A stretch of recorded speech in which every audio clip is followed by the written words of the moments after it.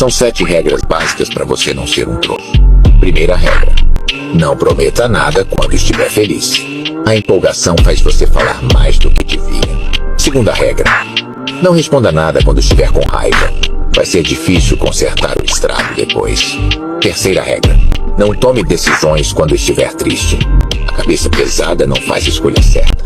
Quarta regra: não gaste dinheiro quando estiver empolgado. A empolgação passa e a fatura chega. Quinta regra: não se apegue quando estiver carente. A carência faz você enxergar qualidades que nunca existiram. Sexta regra: não conte planos para quem não torce por você. Tem gente que não reza, mas seca. Sétima regra: não volte pro que te quebrou, só porque está se sentindo sozinho. Saudade não é sinal de que era bom. É só falta de costume. Não são regras mágicas. Não tem nada muito complicado. Faça o básico, aplique no seu cotidiano e deixe o tempo fazer o resto.